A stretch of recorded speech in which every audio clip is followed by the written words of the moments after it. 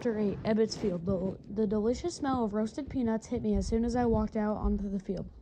Fans were entering the ballpark now. The early birds who loved the game so much they had to watch batting practice. Aunt told me that we didn't have to do much until the game started, so I should just hang around and get the players anything they might need. The tickets for forthcoming games will be sold at the Marble Rounda, from the public address announcer. All the Dodgers were playing catch, loosening up their arms. I was close enough to see the sweat on their faces. They seemed to throw the ball so effortlessly and so accurately. The baseballs were exploding into the gloves with a wonderful popping noise, like firecrackers set off one after another. "Hey, Stotch, warm me up." It was Jackie, standing around looking uncomfortable while the other Dodgers were playing catch with a teammate. Nobody invited Jackie to join them. My throwing hand was killing me from signing Al Frino's names on all those baseballs. But I wasn't about to turn down the chance to play catch with Jackie Robinson.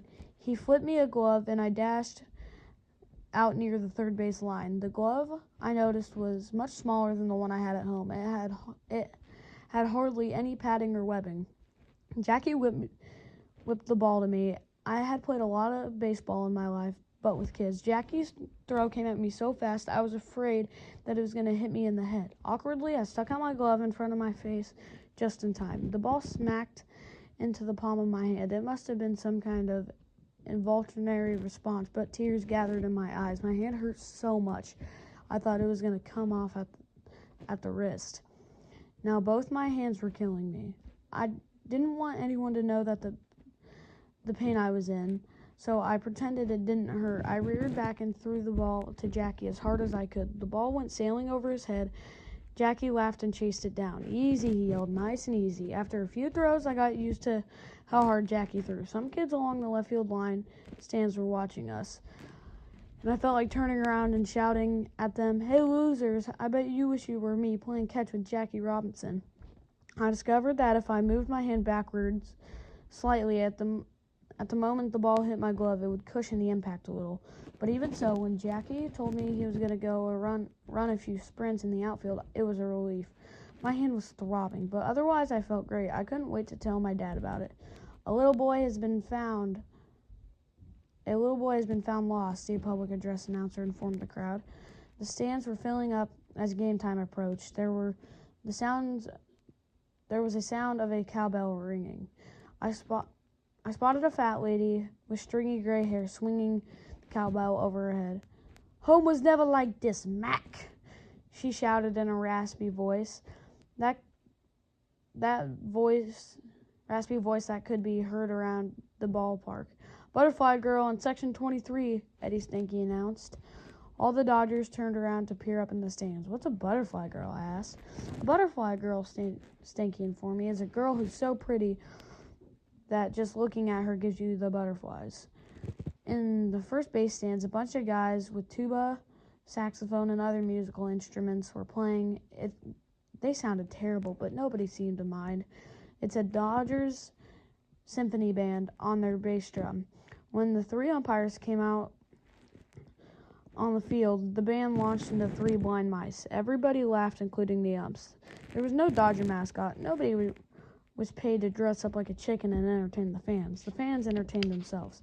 The public address announcer boomed, "Will the fans along the outfield railing please remove their clothing?" There was a scattered laughter. I wasn't sure if it was a joke or not, but people sitting along the outfield fence did take their coats off the railing. Most of the Dodgers went out along the first baseline to shake hands, sign autographs, and chat with the fans. Jackie hesitant lingered near the dugout. He was scanning the crowd looking for his wife, I guessed. Hundreds of African-American fans gathered around him. They looked different from the white fans. It wasn't just the skin color. They had a look in their eyes. Worship, some of them. Pride, others. Just plain old happiness in some cases. Men were dressed in suit and ties. The women were wearing fancy dresses and jewelry. They had dressed up like they were going to church. An old man kept shaking his head back and forth. He must have never thought the day would come when an African-American would be a part of what was always called the national pastime. Dozens of people gathered around, handing Jackie things to sign. I saw a little black boy hand Jackie a scorecard. The kid was so awestruck that he couldn't even get the words out to ask for an autograph. He just stared with his mouth open, like Jackie was a god or something. The Braves took the field to warm up, and the Dodgers gathered in the dugout. Jackie sat into the corner by himself. I was going to go sit next to him, but Dixie Walker motioned me over to him. "Hey, kid," he said, pulling $1 out of his pocket and handing it to me. "Go get me a hot dog, will ya? Everything on it." I took the bill and I went up into the stands until I found a hot dog vendor. He was taking care of a lady with a baby. When she turned around, I recognized her. "Miss Robinson," I said. "Jackie took a long nap," she said, shifting Jackie Jr. from one hip to the other. Then I couldn't find a cab driver who would stop and pick us up. You need me to help you get a hot dog?" I asked. "No, I hate hot dogs," she replied. The hot dog vendor reached into his cart with his tongs and pulled out a baby bottle. "That should be warm enough," he told her. She thanked the vendor and gave the bottle to Jackie Jr. I'm glad to see they put you to work," Mrs. Robinson said before going to her seat. "Joe, after that game, I need to talk to you about something." I fished $1 out of my pocket and ordered a hot dog, everything on it. I was afraid the $1 wouldn't be enough, but the vendor gave me the dog and handed me back 90 cents. I rushed to the dugout, and when I gave Dixie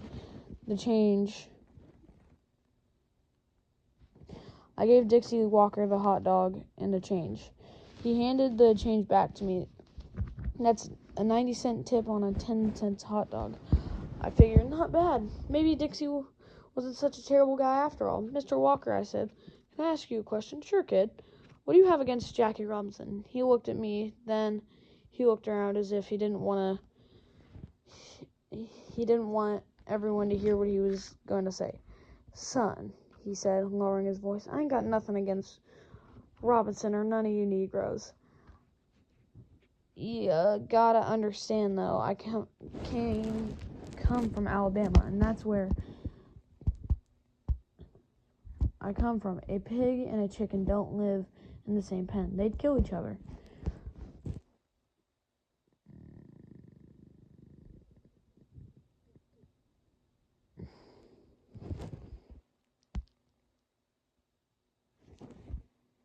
Keep everything separate and everybody's happy. That's just the way nature works, and that's the way it's always been. That's why the way it should be. Same thing with white folks and Negroes. It's nothing personal, mind you. I certainly don't agree. Both teams were starting to line up on the foul lines, and a microphone brought out to home plate, and a bunch of guys in army uniforms gathered around it. "Oh, say, can you see?" The players quickly removed their caps and held them over their hearts. Jackie was standing next to Bobby Reagan and a pitcher named Kirby Higbee, but when they realized it, they moved a few feet away from him. That left Carl Fulo closer to Jackie, and he moved away too. I couldn't take my eyes off Jackie. I felt sure he was going to raise a fist in the air or spit or perform some act of defiance. He didn't. His act of defiance was just being there. He stood off to the side, solemnly, alone, while the rest of the Dodgers stood gathered as a union. "Oh, to the land of free and